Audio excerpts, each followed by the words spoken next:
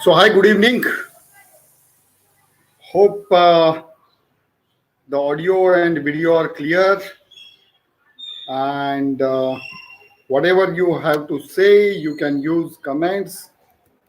So, use comments to leave message. So, we are waiting for a minute.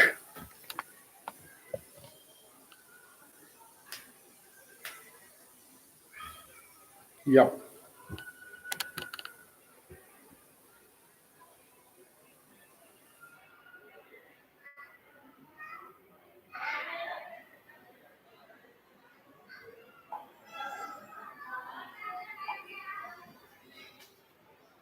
So, great, wonderful.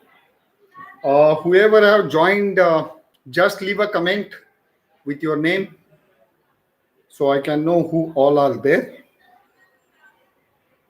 So once the daily participants are there, we can go live.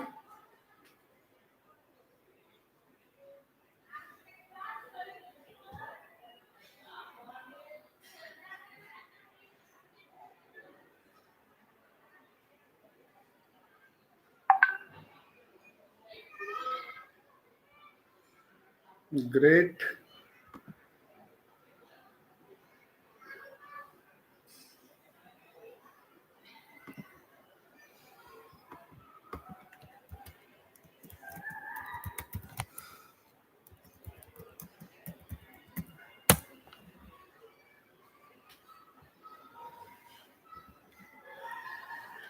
Hope it is all on. So I can see Bahubali. I'm just waiting for others to message in. I'm waiting for Deepak and Praveen as well.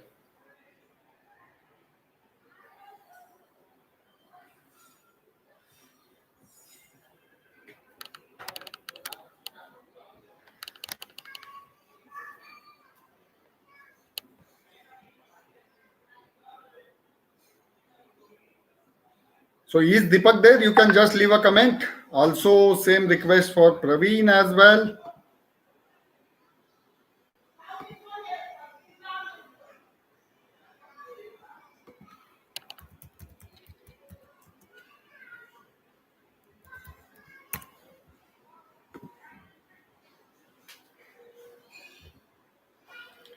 So I think we should begin on now. I believe all the three are there. Uh, One participant is not there today. That's fine. She have just confirmed.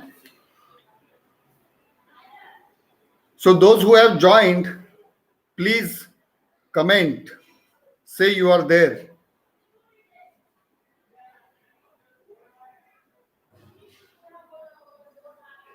So I can get on that you all are there. So great. So talking about your responsibility, today we are at day 3. We have done with 2 days, and today on third day we have kept it on YouTube for some reasons, and I'm sure that the platform will be wonderful for us to use on. So the topics that we are going to take today are 3 topics as earlier days. The first one that we are going to take is to understand the game of the blame. How does that blame game works? Second topic that we are going to take is that what is the right meaning of an excuse? What excuse stands for? And the third one is what's meant by initiative and what to do when you know that you have to take an initiative and you already have plans as of, but somewhere because of something you fail to do so. So how to crack that off? So with this, I begin on to the session. And before that, a very small thought that there was a wonderful story we all have heard in past many a times, I believe. And the story is about 4 people. These four people who were there at some instance together, like we do, are there at this instance. And the name of these four guys are: the first guy is Mr. Everybody, second one is Mr. Nobody, third one is Mr. Anybody, and the fourth one is Mr. Nobody. And the story that goes something like this: that there was an important job to be done, and everybody was asked to do it, but everybody was sure that somebody would do it. Anybody could have done it, and somebody got angry about that, because it was everybody's job, as everybody was asked to do it. Then everybody thought that anybody could do it, but eventually nobody realized that everybody would not do it. What does that mean? This everybody, somebody, anybody, and nobody, these are not any other people. These are some phases, some hats that we do wear in our day to day routine. And that's how the blame game begins. Now, what's that blame game is all about? People fail. It's absolutely fine to fail. But the problem is, when we fail, when someone fails, what we do is that when we become failure, and only or it's only when we become failure is that moment when we begin to blame someone else, because whatever the success or the failure is an end result of the action we have taken or the action we have failed to take, and that results into either success or the failure. And when that comes, when that success comes, we are tend to go up and show up that this is me who took this all and carried out those yarn sticks to climb onto that mountain, blaming to that young girl, and this is what I have gained. But when it comes to an unexpected result or a desirable result and ends up with the failure, we start doing this. We start doing the finger to someone else. But the only thing, you can raise this finger to someone to blame to the one who is responsible for the act, or who is responsible for not being responsible for that act. Now, how to understand that in routine? This is very simple.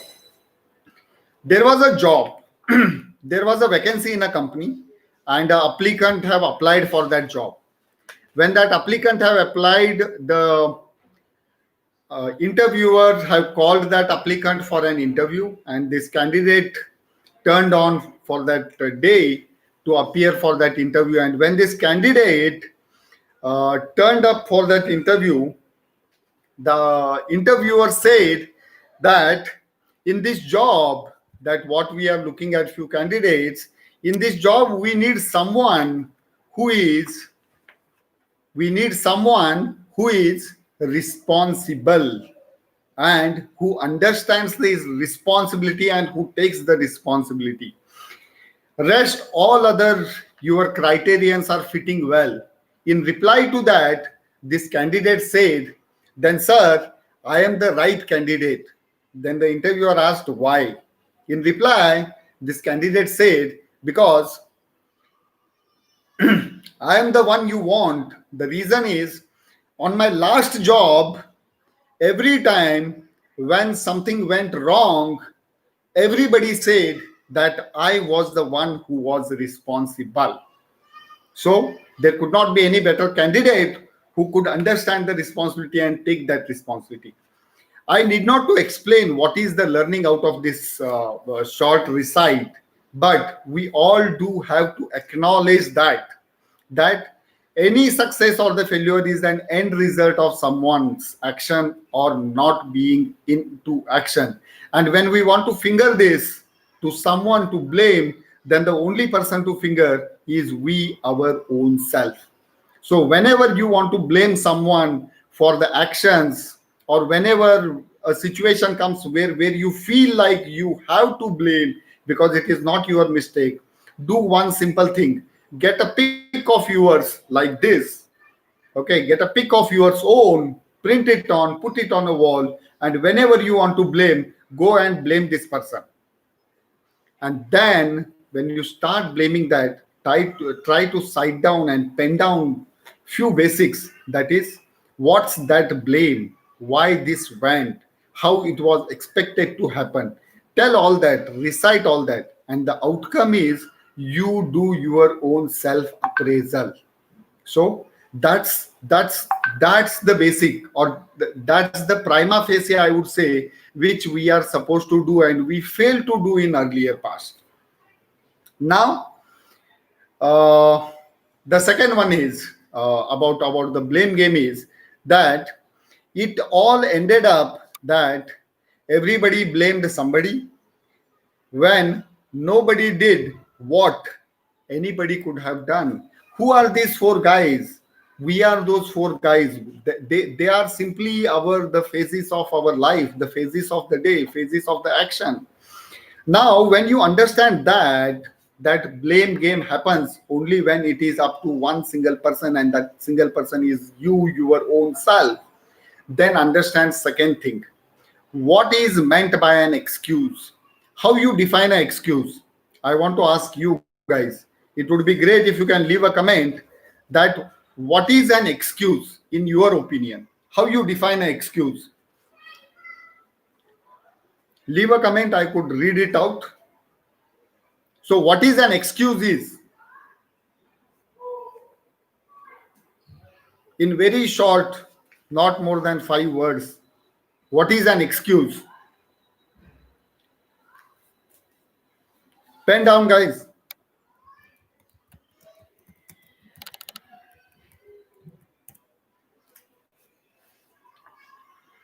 Comment on.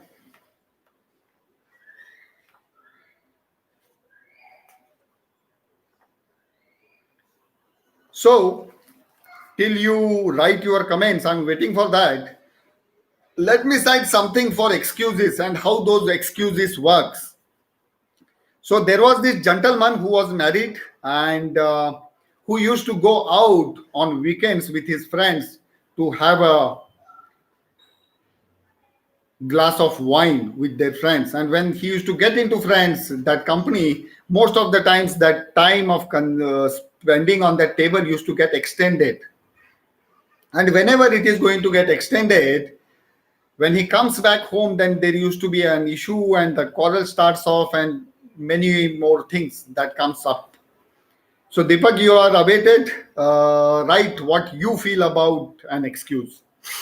So when this happened, this lady put a simple rule to him that whenever you want to go out for drinking with your friends, do one simple thing.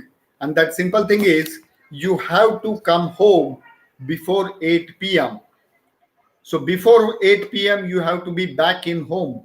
And when this was told, this was being followed as well. But one day, when this was a great big reunion of all the friends after a long time, this guy went and they sat down and while having his first glass, with a half glass, he looked at to the watch and he realized that it's 8 p.m. Immediately he dropped that glass and he started moving back towards the door to get back to home. During that, these other guys, they asked him that we all know that you fear your wife and you are running back home because it's 8 p.m. So he came back, he stared at them and he said, I don't fear my wife. I am the man of my house. If I would have been a mouse, my wife would have feared. So I am the man of the house. It's only because I want to go, so I'm going. So he came back home. It was little late. He reached home. On the door, the wife was waiting with a stick in the hand. And with that stick, she opened the door. And by looking at the stick, this husband, he did not took even a second to rush into the house. And he went inside and he started searching for some place to hide in. So by looking here and there, he went towards his bedroom and he hided himself below the bed. After hiding there, this wife was searching him, where did he went? And she was asking that you failure, you don't know how to keep your words and you again started drinking and all that, blah, blah, blah. come out, I want to see you. And this guy was just hiding beneath the bed by keeping his both hands on his head. With that, this wife looks beneath the bed and she says that I know you are there, come out. So this guy says that I'm not worried about you. I don't fear you. I am the man of the house and I can be at any place in my house. It's my house. So at this moment, I am beneath the bed because this is my house. I don't fear you. So what do you get out of this? Was it an excuse that this guy made and he started hiding to different places to save himself from that stick?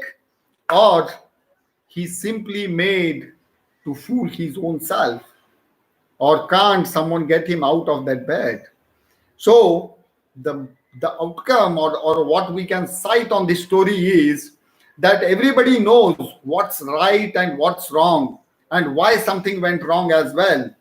We are experienced and expert at telling someone that what they can do, but when it comes to telling one person, this one person, that you your own self, we fail because that's the first excuse that we get to teach our own self, because it hurt us when we understand that we don't know something. But my dear friends, let me tell you, there is only one way to learn in life, and that is by experimenting and by sharing. The moment you start experimenting, there are more knowledge, there are more inputs that get added onto your own self. And the moment you start sharing those, what you have catched up, the more experiences come up, and the first hand information that comes and hits you make you to be the stud who can push little more ahead, little more ahead, little more ahead. So when we look at that, then how you define an excuse? Let me read out. So Bahubali says that if we are not having mood to do the particular work, then we give many excuses. Wonderful. Praveen says that it is nothing but the failurity. That's absolutely right. And then Deepak adds on that as per him, it is the blame that anyone and anything for their own mistake. In this, he also cites that excuse is a waste of time and effort. But let me tell you, my dear friends, if the moment we stop giving excuses, we may end up with banging our head on a wall. Because that when we give an excuse, we cite out that stress, we cite out that pressure from our own self, because that's the moment when we fail to do something that we committed to do. Now, how to look at it? A very simple funda is that some people, what we see ourselves and what we see others is that some people prefer to certify, justify, and glorify their problems rather than to verify, simplify, and just rectify. So that's the point where it all comes together. We try to glorify, we try to justify and certify the things why they went like this, instead of simply verifying the facts, simplifying the things that we complicated for our own life, and lastly rectifying all that which did not work the way it was supposed to be working. Now, how to do that? So, in yesterday's session, I have asked each one of you to do two things. The first one was to pen down three responsibilities which you have to complete in coming 30, 60, or 90 days max. And second one is one person, one responsibility of someone whom you know very deeply and you are connected to and soul level. What's their responsibility which they have to bear upon, or what they are bearing upon? And secondly, to come to an point today that now in this, let me conclude this point first, that now I hope you all have taken down your own responsibilities for 60 days and one responsibility of someone else whom you know very deeply, Coming to that one responsibility, whatever that person have to do and bear and to roll out, what do you think? It is a small act to do, and you are the best one if given to do, or it is something which is extremely tough and sort of impossible. So, how many of you feel that one responsibility of that the friend of yours, the brother of yours, the native of yours, the reference of yours, the colleague of yours, whom you have cited as your soul connection, that one responsibility, if that responsibility is given to you, what do you think that can you complete that and obey that responsibility? Just comment yes or no. For example, let's say that Deepak have taken me as his friend, or Praveen have taken Bahubali as his friend, or Bahubali have taken Deepak as his friend. So that in this case, let's say that Praveen feels that the biggest responsibility of Bahubali is to gather an X amount in 60 days, or to attempt the activities which he have to deliver.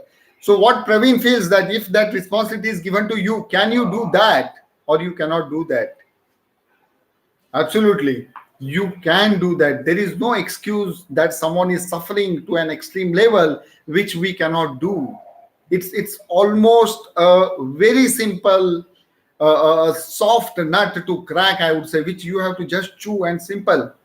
If you get an rock to chew, what it happens? It makes you get hurt. But what if you get an bubble gum to chew? You enjoy.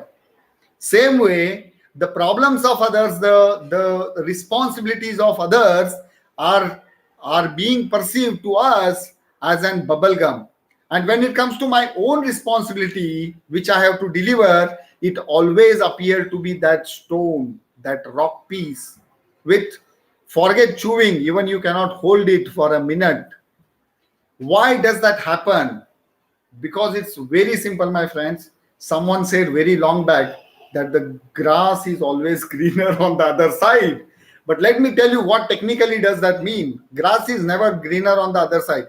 Grass is greener where the watering is done properly.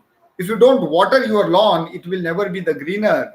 And the other side will always look greener because someone else is watering it properly and regularly and they are taking care of that lawn. So if you want your grass to be greener, if you want your responsibilities to be chewable and enjoyable and tasty and make you happy, you have to understand it from others' point.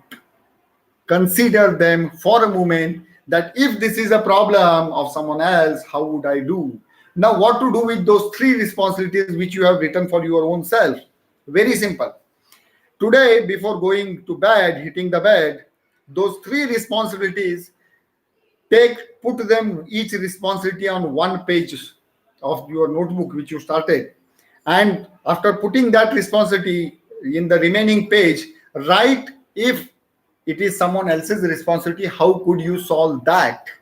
How could you solve that? Write it one page. And I would like to see that one responsibility out of those three which you have taken your own, and the solution you suggest, considering it is someone else's responsibility, what you write. Take a pic and share it on our group. Getting on to the next point.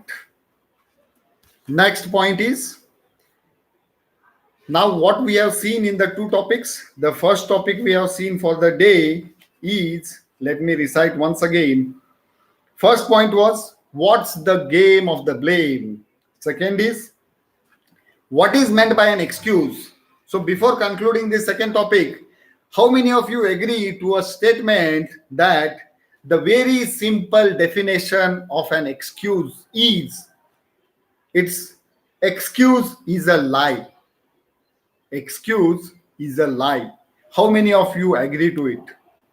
Say yes and no. Excuse is a lie. Nothing more than that. If you agree, say yes. If you don't agree, say no. Now, after that, the last point for the day is initiatives. What's meant by initiative and why to take initiative? Initiative doesn't mean that I have gained a lot of weight and I have to cut it off and I have to take initiative on my health. I have to take initiative on my diet and all that blah, blah, blah list. It means very simple.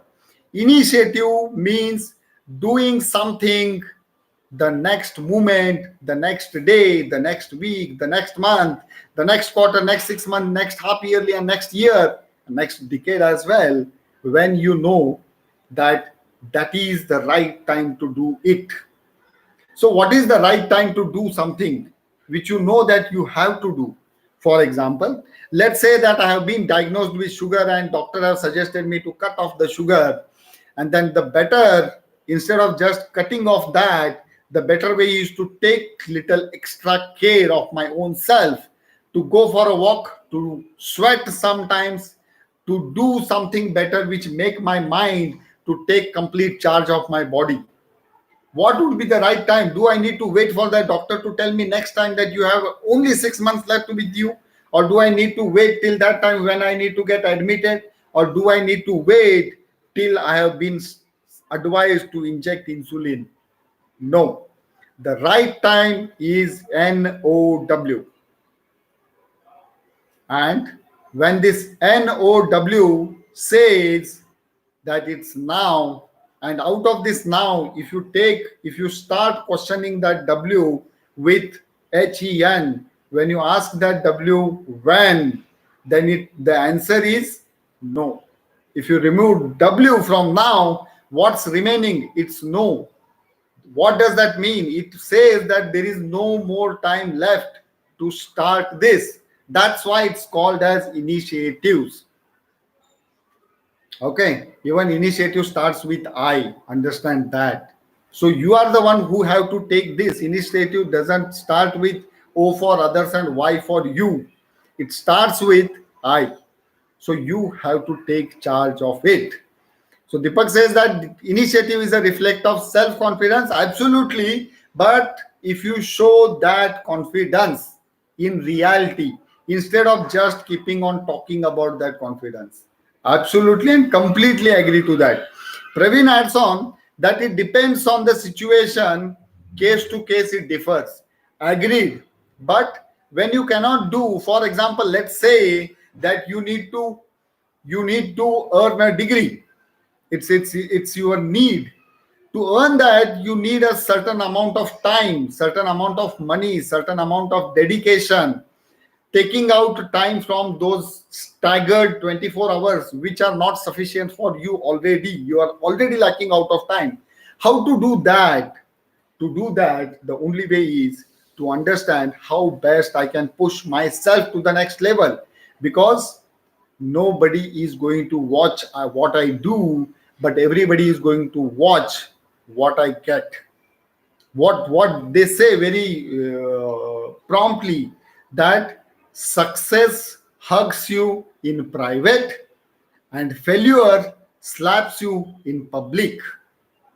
This is a wonderful quote, that success hugs you in private and failure slaps you in public. So always remember that the mob is always going to be there to tease on you for the things you did not do in your own life, because it's a free available gossip topic for the day.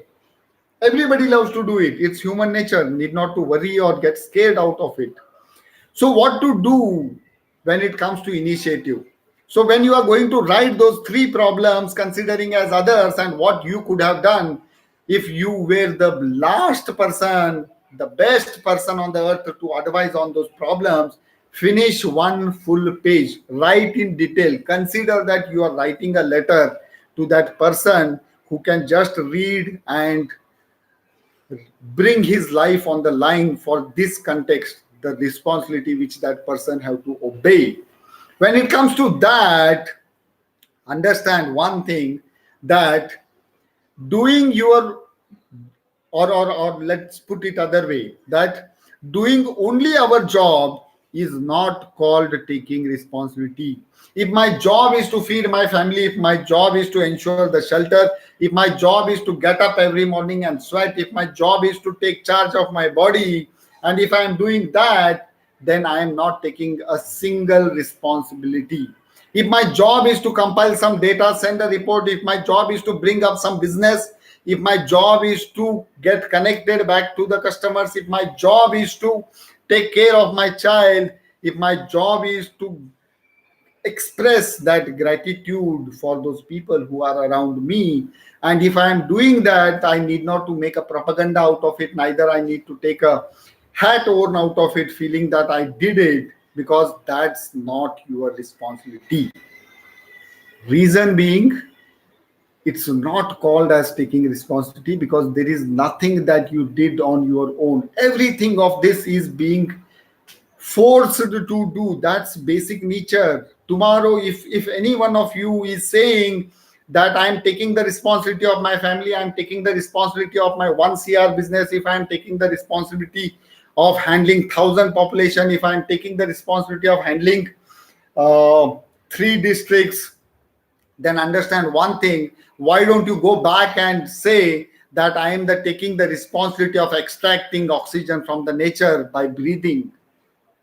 So are we doing, is it our responsibility to breathe? If the answer is yes, then your routines are your responsibilities. And if the answer to this question, that is breathing your responsibility, if the answer is no, then understand that responsibility starts when it is self-started, because it starts with I for initiative. Next point, that I normally ask when I talk to people, I ask that how do you spend your weekends? Now let me ask you guys, what's your routine plan for your weekends? What is one thing that you don't miss doing on your weekends? It would be great if you can just comment on little faster. What you do, what is one act which you don't fail to do on your weekends?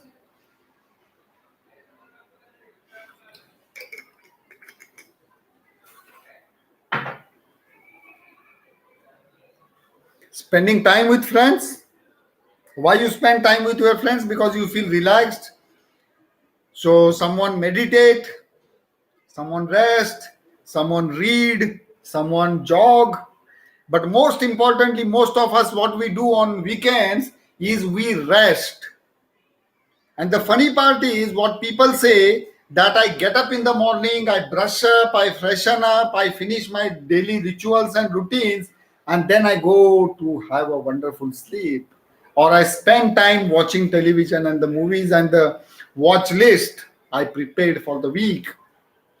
Let me tell you, my dear friends, one thing, that when we talk about resting, it's understand the reason behind it. What is the intention of taking a rest?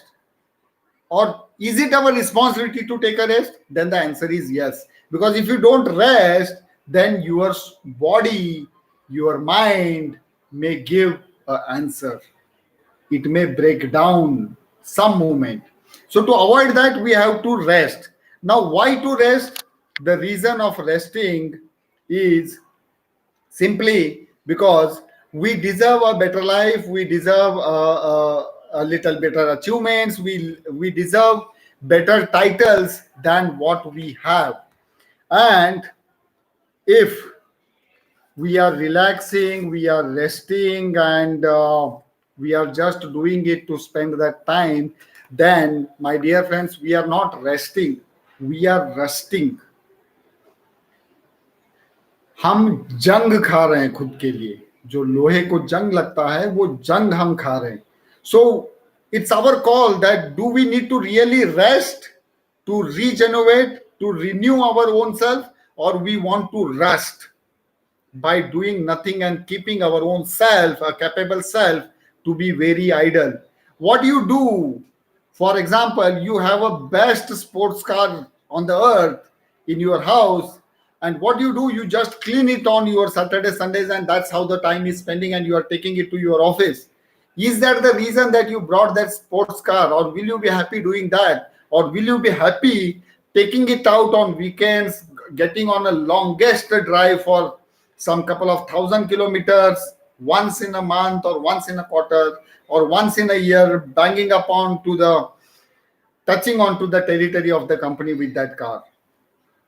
So that's yes for the second one. Same way, when you have a sports car which is most luxurious, which is most valuable, the most precise, and one of the best on the earth with the limited edition, which has the senses, to understand the situation that's going around, which has the common understanding to respond to the situations, which knows to evaluate the outside scenarios, which knows what solution works for which problem. What do you do with this sports car? For example, if you have a sports car which have complete senses to understand everything going around, which knows the problems are around, which the car can suggest you the solutions, probable suitable solutions to it, what will you do with that car? Will you keep that car in your garage, or you would like to take that car on the toppest possible speed every single day? What's your answer? You want to keep the car in the garage, or you want to take out?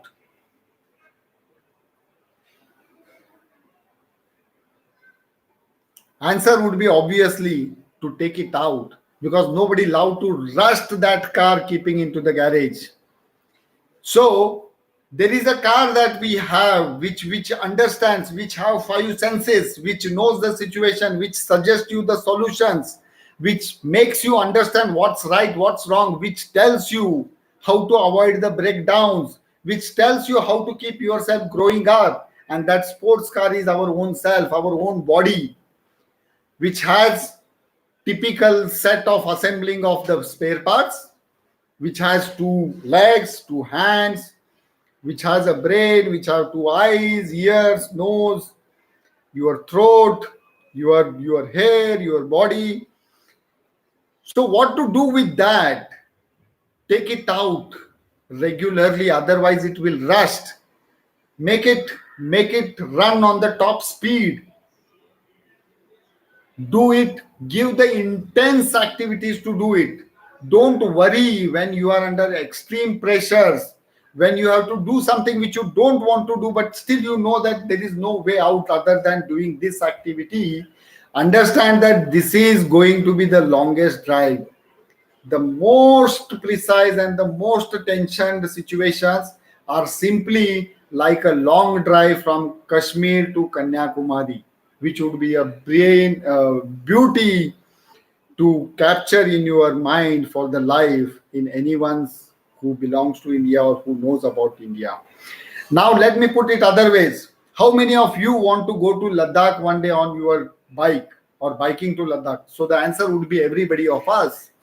But when you go to Ladakh, what will you do? You will keep on enjoying the situations around, look at the nature, take those experiences, enjoy their food, what that works, how to remove the punctures if it happens. You will learn that, or you will carry your laptop and go and sit on a hill and start working on your Excel and PPTs.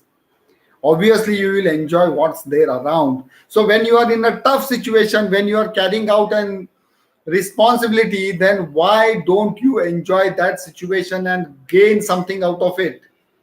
For example, if you go to Goa, when you come back from Goa, the tempt of having seafood will keep you in your mind for months together. Same way, whatever learnings you will get out of that situation, tense situation, and those stringent responsibilities that we have taken or which are being bombarded on you, you will get something out of which will tempt you to do something more and more. So taking one responsibility should lead you to take second one. How to do that? I told you to write that one page for those three problems and understand that you are suggesting it to someone else. Here I don't say that we have to be always the best version of ourselves. It is not possible for everyone to be the extreme top niche which one can be. But what's mandate is to do the best you can. If you can feed 10 people, then what's stopping you? If you can help someone to grow in their career, what's stopping you? You don't need every time the money, the resources, your engagement to do the best for someone else. And the best someone for whom you can do the best is your own self. So look at that self for whom you are doing all this and how to do that. simply by taking one single initiative every single day. So, what to do? Put up a diary or take out a calendar which has those dates and some boxes on it. Every day, take one initiative, which can be very small. Let me tell you how to start your how to get the habit of taking responsibility for our own self. Many of us, when we get up in the morning, how many of us make our bed when we are into the complete set of family? You are staying in with your micro families, you are staying with your joint families, whatsoever it is. When we are alone, then yes, we do take care of our bed, we make our bed. But how many times we make bed when we are having that ease that someone is going to do it? So most of us don't do. From tomorrow, make a point into the calendar or make a note somewhere that every morning when you get up, you make your own bed. At least your own bed has to be made by you. And if you are already doing, that's wonderful, Deepak. If you are really doing it, keep doing it. And from tomorrow, if you are doing, tell your own self by writing one line that I took one responsibility of making my bed. Write it and see the results what it comes. Second point is, let's imagine that what Thomas Edison said a long back. What Thomas Edison says is, if if we all did if we all did the things we are capable of doing, then we would be literally astound ourselves. That will be the best place to live on the earth, where everybody is doing what they are required to do. Now, to conclude for the day, let me tell you one thing. How many of you feel that saying good morning and good afternoon and hi, hello to someone whom you really don't know, even on day-to-day basis, or someone who can't help you in return, is necessary for us? Is it our responsibility to say good morning and good afternoon and good evening and hi, hello and waving at people? Yes or no? Should we say hi, hello, good morning, good afternoon to someone who with whom we don't have a word? In our office, in our family, we say it to each other because we have something to get done from them. But is it our responsibility to say good morning, good afternoon, good evening to someone who cannot help you back for any out?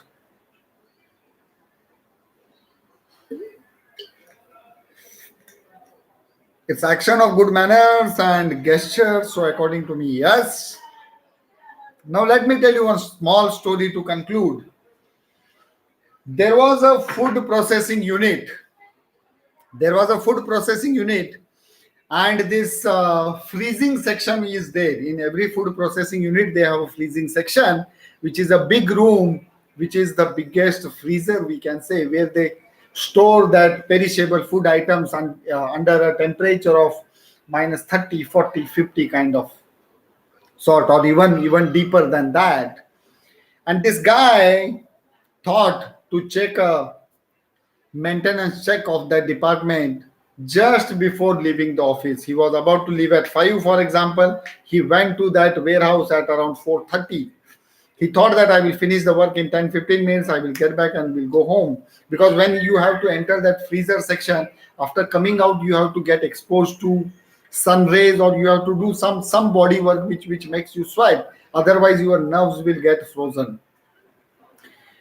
So this guy went into there and he finished his work. It was all done. And while just coming out by mistake, he touched his hand to the door and the door got locked from outside.